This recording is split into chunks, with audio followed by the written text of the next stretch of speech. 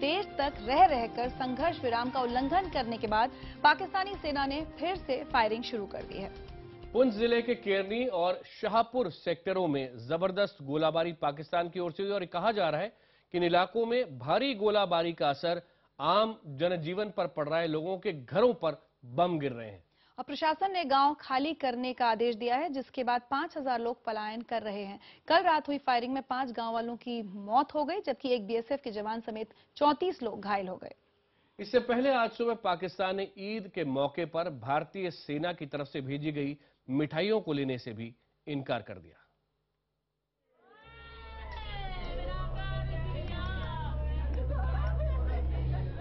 पाकिस्तान के लिए ना ईद का कुछ मतलब है और ना ही इंसानियत। खुशियों के त्योहार के दिन पाकिस्तान की तरफ से दागे गए गोलों ने इस परिवार की खुशियां एक झटके में छीन ली। रोते बिलखते हुए इनका एक ही सवाल है, क्या नियंत्रण रेखा के पास रहना इतना बड़ा कसूर है? क्यों पाकिस्तान उनकी जिंदगी का चैन छीनने पर तुला है? अरनिया के सरकारी अस्पताल में ऐसे दर्जनों लोग इलाज कराने के लिए लाए जा रहे हैं। किसी को पैर में गोली लगी है, किसी को गर्दन पर चोट आई है।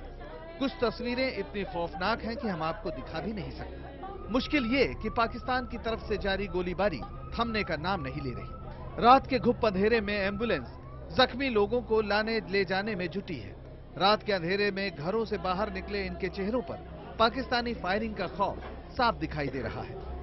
खास करके मेन टारगेट अरनिया को बनाया हुआ है। जो अरनिया गांव है, टाउन है हमारा, ये म्यूनसिपल कमेटी है और ये जम्मू कश्मीर में सबसे बड़ा गांव है। और मैं ये बताऊंगा कि ये एक घर के कोई 3-4 लोग इंजर्ड हुए हैं।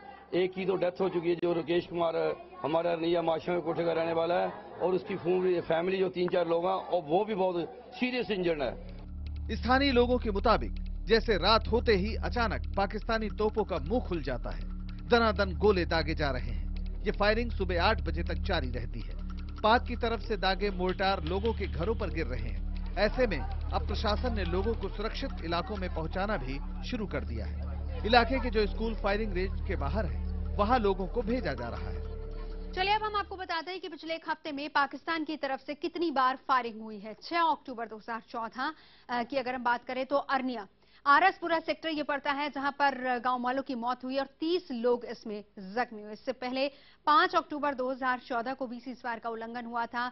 पुंछ में मोर्टार से फायरिंग की गई थी और उससे भी पहले की अगर बात करें 4 अक्टूबर 2014 की ही बात करें, पुंछ में ही मोर्टार से फायरिंग की गई थी। 3 अक्टूबर 2014 जब गुलमर्ग में जम्मू सेक्टर में एक शख्स की मौत हो गई थी और 5 लोग जख्मी हुए थे। 2 अक्टूबर को भी सीजफायर का उल्लंघन किया गया था पुंछ सेक्टर में, जब रिहायशी घरों पर गोलीबारी हुई थी।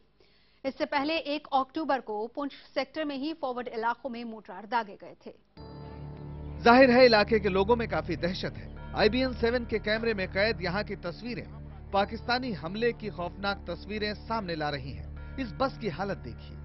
देर रात इस बस पर पाकिस्तान की तरफ से दागा गया गोला गिरा और इसके परखच्चे उड़ गए। बस में सो रहे एक शख्स को संभलने का मौका तक नहीं मिला, उसकी मौके पर ही मौत हो गई। लगातार जो पाकिस्तान की तरफ से फायरिंग यहाँ पर चल रही थी, उसके चलते हम बात करें, हमारे साथ हमें बताइए क्या हुआ था यहाँ पर जी रात को, क्या हुआ? सर जी कहना सोई 12 साढ़े 12 से 7 से कहना फायरिंग बहुत हो रही थी, तो सभी बाहर में सो रहे थे। तो एक जो लड़का था ना जिसकी लाड़ी के साथ फोटो, वो इसमें अपनी भाभी को इधर में बोलता था गोली चले, चलो एक साइड में चलते हैं। तो बाहर जो जैसे इधर पे बम फटा तो उसके चेहरे में लग गई थी। फिर उसी के बाद एक लड़की थी इधर, तो बच्ची को कहना इधर में कितने लोग इस घर में जिनकी डेथ हुई है? इधर घर में है 5-7 आए थे, 4 लोग की डेथ हो गई है। अरनिया के इस गांव की भी हालत देखिए। यहाँ बीती रात पाकिस्तान ने करीब 3 दर्जन गोले दागे। फायरिंग में गांव के 4 लोगों की मौत हुई है। घर के मुखिया का नाम राकेश कुमार था। राकेश की पत्नी और बेटी भी इस फायरिंग में मारे गए हैं। घर में बिखरा ये सामान बच्चों की एक खिलौने गवाह है कि पाकिस्तानी हमले ने कैसे एक जीते जागते परिवार को खत्म कर दिया। लोग यही चाहते हैं कि पाकिस्तान का जो गोली का जवाब है वो गोली से दिया जाए और आर पार की कबड्डी खेली जाए एक बार, उसके सिवा हल नहीं है। ईद पर पाकिस्तान की तरफ से ऐसी हरकत कम ही होती रही है, लेकिन इस बार वो अपनी हेकड़ी से बाज नहीं आ रहा। त्योहार पर लोगों की जिंदगी से खेल रहा पाकिस्तान माहौल बिगाड़ने की हर मुमकिन कोशिश कर रहा है। आज के अवसर पर भारत भी उनको मिठाई भेंट करता रहा है आज इस अवसर पर पहली बार जो पाक रेंजर्स हैं उन्होंने मिठाई देने को डिक्लाइन किया है, तो उनके जवाब में हमने भी अपनी तरफ से आज स्वीट्स उनको प्रेजेंट नहीं किए।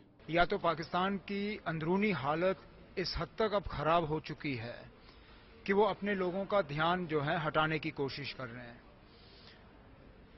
उनके पास मां सिवाय कश्मीर का रट लगाने के अलावा और कुछ है नहीं। अगस्त के महीने में भी पाकिस्तान की तरफ से लगातार 15 दिन तक आरएसपुरा सेक्टर और अरनिया में फायरिंग की गई थी। इसके बाद कुछ दिनों तक फायरिंग की रफ्तार कम पड़ी, लेकिन अंतर्राष्ट्रीय मोर्चे पर भारत से लगातार पटखनी खाने के बाद पाकिस्तान अपनी खींच सीमा के नजदीक रह रहे लोगों पर निकाल रहा है। श्रीनगर से खालिद के साथ पवन शर्मा, अरनिया, IBN से। सरकार ने नियंत्रण रेखा पर लगातार फायरिंग को लेकर पाकिस्तान को सख्त लहजे में चिताया है। गृह मंत्री राजनाथ सिंह ने कहा है कि पाकिस्तान को समझना चाहिए कि जमाना अब बदल गया है, उसे सीज फायर उल्लंघन तुरंत बंद करना चाहिए। वहीं रक्षा मंत्री अरुण जेटली ने कहा कि पाकिस्तान इस तरह के आचरण से रिश्तों को बेहतर बनाने की राह में रुकावट पैदा कर रहा है।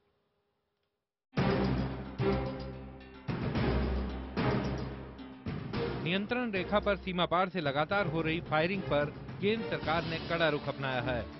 सोमवार को गृह मंत्री राजनाथ सिंह ने सीमा सुरक्षा बल के डीजी से बात कर उन्हें मौके का मुआयना करने का निर्देश दिया। गृह मंत्री ने कहा कि इस तरह की घटनाओं से दोनों देशों के बीच संबंधों पर असर पड़ता है और पाकिस्तान को तत्काल सीज फायर उल्लंघन बंद करना चाहिए। पाकिस्तान को अब सीज फायर वायलेशन बंद करना चाहिए और इस हकीकत को समझना चाहिए कि भारत में अब जमाना बदल चुका है। बस इतना ही कहना चाहूंगा। पिछले कुछ दिनों से इलाज के लिए एम्स में भर्ती रक्षा मंत्री अरुण जेटली को भी सोमवार को अस्पताल से छुट्टी मिल गई।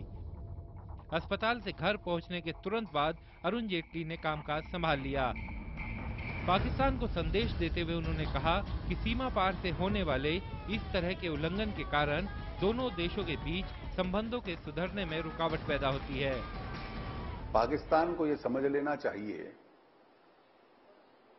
कि इस प्रकार के आचरण से दोनों देशों के संबंध सुधरने में वो स्वयं रुकावटें पैदा कर रहा है। कांग्रेस ने भी पाकिस्तान के रवैये की कड़ी निंदा की है। जम्मू कश्मीर के पूर्व मुख्यमंत्री गुलाम नबी आजाद ने कहा कि हाल में आई बाढ़ के कहर से राज्य जूझ रहा है और ऐसे समय में पाकिस्तान की ओर से निर्दोष लोगों पर फायरिंग अफसोसजनक है।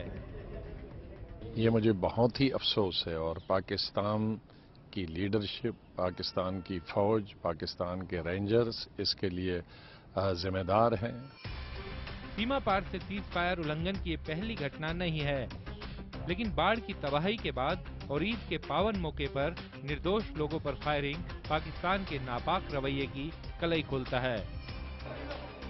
विक्रांत यादव, दिल्ली, IBN 7।